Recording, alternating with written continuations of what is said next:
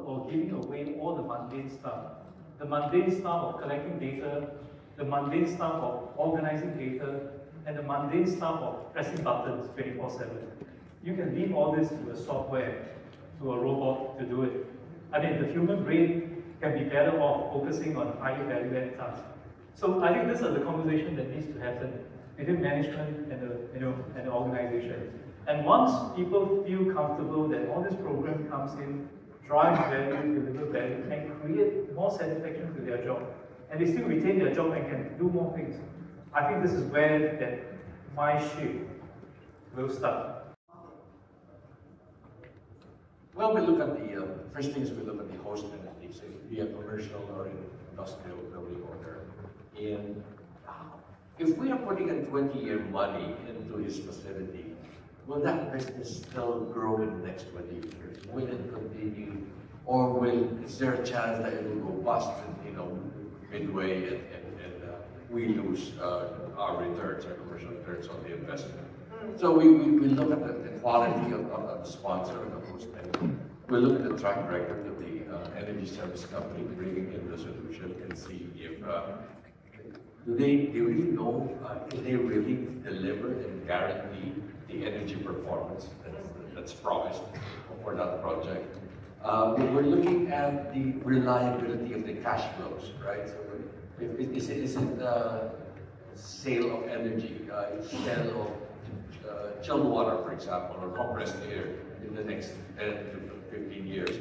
Or is it energy savings? So can the solution really deliver those cash flows? And so it's really a host of different things that we look at. And at the end of the day, we look at the investment returns, right? Investment returns. And we notice that returns are optimal in phasing out energy subsidies. So at the end of the day, it's really getting those commercial returns, our investment returns through the project. Okay, so basic fundamentals of financial.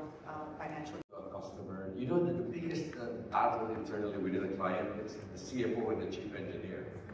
And it's Natalie's smiling because she sees this all the time. And so there's no question about the CFO wanting to change the chiller, but they'll say, yeah, that's the chief engineer.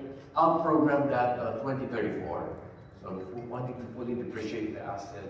In the meantime, the chief engineer says, what will I do between now and 2024? Waste energy, and still pay that horrendous energy bill.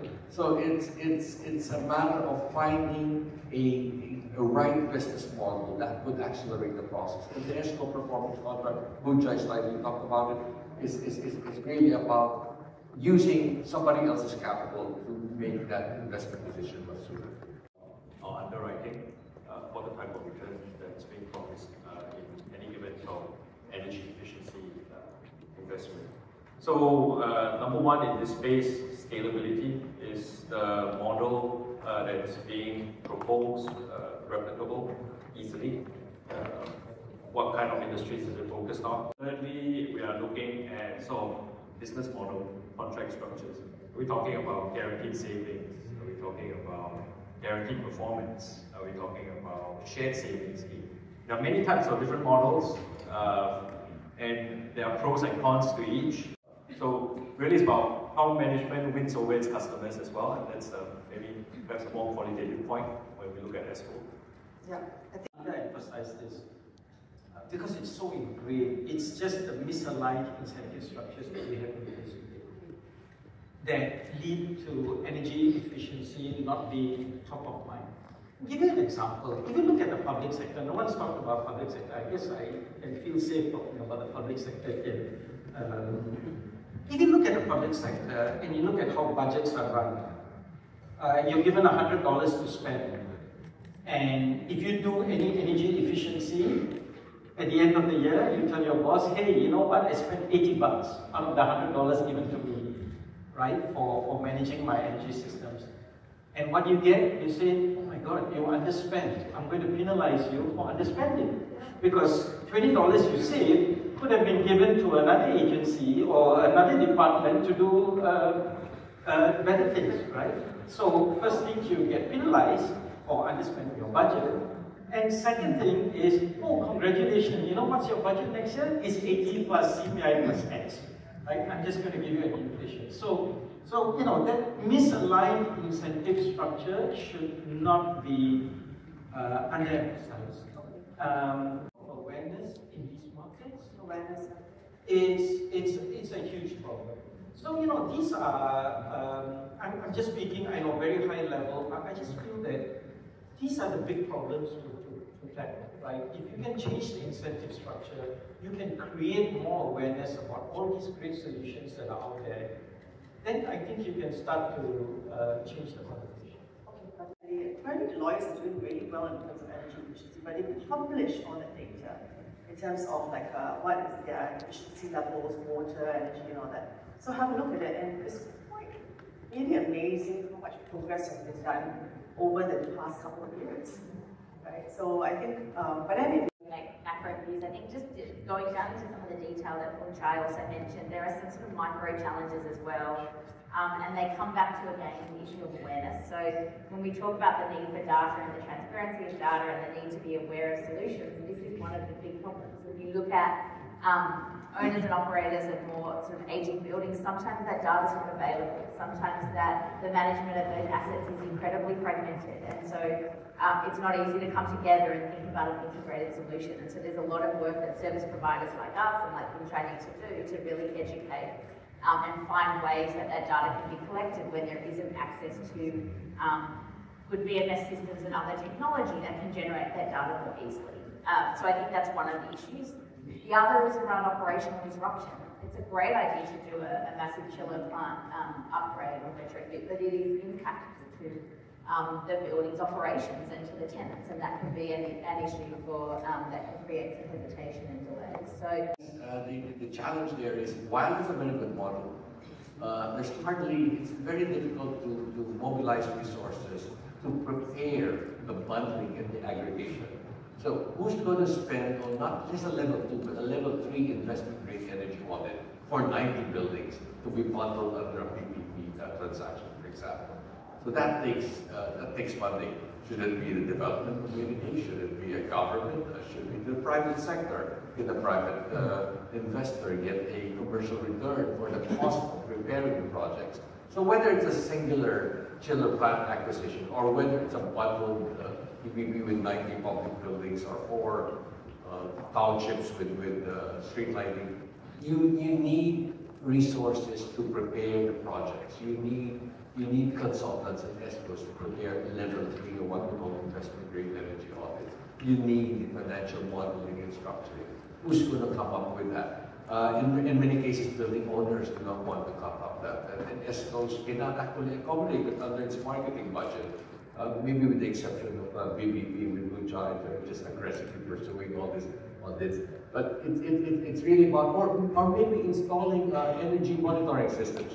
Who picks up the cost, right? So all these enabling technologies and data and all these audits that have to be done, who's going to come up with money? That's going to be a challenge. But yes, I believe in one thing. I believe in aggregation. It's an aggregation platform. And so is what BBP is doing, so is what Wyman is doing. We're all aggregation platforms because by itself, a singular ESCO contract is just too small for a contract that we can do.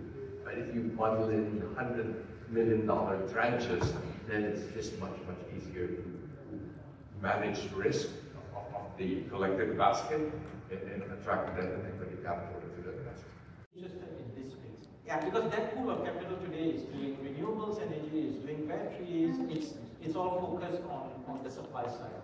How do we get that pool of capital to focus on the demand side? I don't know why, but we've seen blended finance actually come in this part of the equation that we're talking about. It's not quite, because, and you're right, I think, to bring it up, because I think again it goes back to sort of the fundamental question, right, of scale.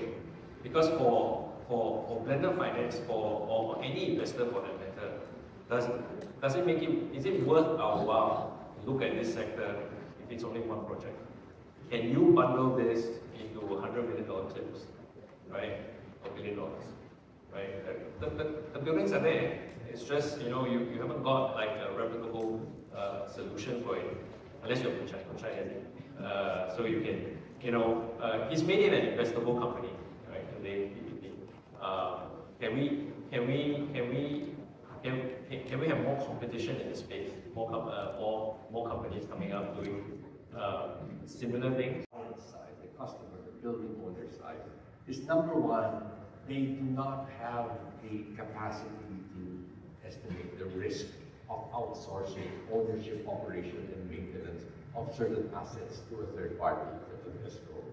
They don't have the procurement capacity. They don't understand energy performance contracting, how I can do competitive procurement for this. So that capacity is lacking. So much of that, if we want to move the needle and if we want to prepare projects, it's getting that buy-in, and it's also capacitating. There have been many efforts about capacitating escrows, getting more innovative technologies, capacitating government for policy reform, but there's been very little effort in capacitating the host entities, the commercial, the industrial, the government institutions that will be host entities to this escrow assets. Hanging around and participating in a very important topic. The speakers, the panelists, the moderators have actually really unpacked the complexity of energy efficiency and its deployment. And I think it's time for us to, I think we all agree that we should move from incremental to scalable deployment of energy efficiency. It has to be Asia's first fuel and in the whole process of trying to decarbonize. I think the other thing from a ACES perspective, we also enjoy the partnership with Infrastructure Asia to bring this topic before. And ACES is committed to empower business and communities with the knowledge, tools, and partnership that is required to actually advance energy efficiency. I think together we can make progress. It's one of those, I know it's been ad nauseum, collaborate, but I think in this case, I think there's a lot of opportunity to really make a difference by coming together. So let's make it happen rather than just talk about it at every conference. I think energy efficiency has been on the table for more than a decade, but I think the momentum now on climate change and decarbonization is there to make energy efficiency more relevant.